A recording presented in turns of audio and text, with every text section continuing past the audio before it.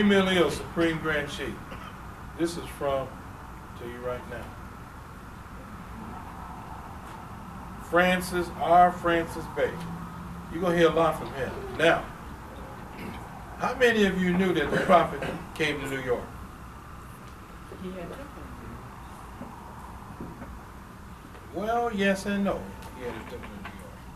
The prophet was in New York with his motor car. Frances Bey says, Islam, my dear brother Mealy, since my last letter to you, several vital things have occurred, of which myself and your supporters here had to be exceedingly careful. We feel this is the proper time to explain them in details. Realizing that a letter is too limited to express the whole facts, we implore you to read this several times, study, and reply. We are of the opinion that failure on behalf of the headquarters to prosecute Brother Kirkman Bey, who in our mind is an imposter and an opportunist of the worst type,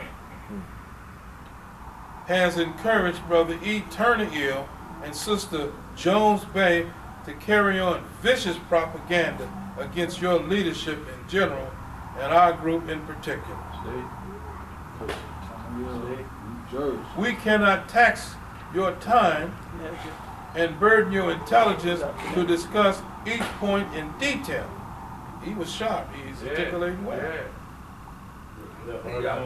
Suffice to say, Brother E. Turner, supported by others, wrote the district attorney a letter in an effort to close the temple wherein the group met. Knowing the state's statutes as we do, we were not in the least perturbed.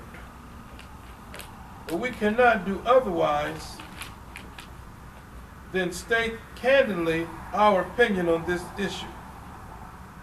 Brother Kirkman Bey should have been prosecuted before as an example to all other impostors whose sole purpose were and are to exploit unthinking Moors and misrepresent the Prophet's teachings and bring into dispute the tenets of Islam. Again, you must realize that the state of New York, like other adjacent states, contain millions of Moors. For this reason, it is your duty to put up in an invincible struggle for the establishment and maintenance of your leadership this way. It is not wise to leave the situation to fate and chance. You should be determined, militant, wise, and persistent. The situation must be clear to any thinker. If you are defeated, the principles, the Prophet's philosophies will sink into oblivion. Think this over seriously. Brother A. Conley Ill for the last 2 months has been giving us all kinds of difficulties. He, in some instances, he has carried on among the neophytes of the adept chamber propaganda of what most viciously, propaganda. Excuse me. Brother A. Conley Ill for the last 2 months has been giving us all kinds of difficulties. In some instances, he has carried on among the neophytes of the adept chamber propaganda of the most vicious nature against Brother Whiteman Bey and me. My letters to the group and verbal explanations, Brother Whiteman Bey and I endeavored to change conditions as they were into conditions as they ought to be. Such an attitude Brother Conley Ill could not appreciate. He refuted in open sessions your statement made here last August, to wit, that you did not send him to Brooklyn, that the entire neophytes were his enemies, that he is too old to change.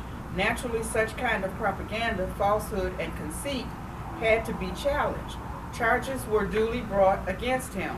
A committee was appointed to investigate the veracity, and the brother given a copy thereof. He replied to the charges, admitted one as true, denied all the others. We enclosed a copy of the charges for your edification. The committee met, discussed, and after investigation found each and every charge to be correct. It demanded his immediate resignation. This was extended to 1 week further by motion.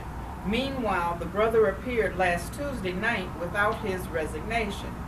The neophytes acted, so Brother A. Hamilton Bey was elected temporary leader of the group. The election returns demonstrate the confidence the majority has in him. To prove to you how conceited and deceptive Brother Conley-Ill is, he kept entirely from the group the nature of the conference he had with the district attorney for over 5 days. It was only after interested sympathizers began a whispering campaign about the issue that he hurriedly, 2 minutes before the meeting of the neophytes, wanted to discuss his interview thereon. This we refused to countenance, and severely criticized his indifference, incompetency, and conceit. To return to another point, we cannot understand at long distance how it's possible for Brother Kirkman Bey to be left perfectly at ease, issuing charters and ordaining sheiks. With the articles of incorporation in your hands, through the due process of law, this brother can be made to account for each and every one of his acts. We must state, as your admirers, brethren, and supporters, that the time is now to strike.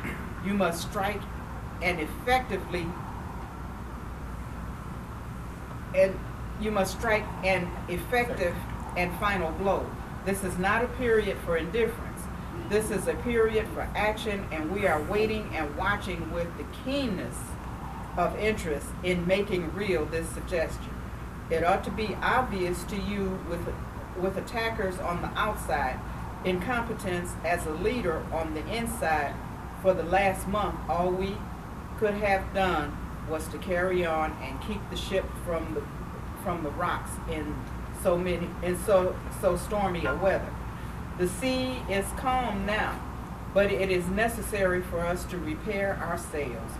We shall soon dash for that port, the port of intelligent membership. This letter may seem very long, however, you must understand we must state the facts, and in a candid manner. The Moors are well. We hope you are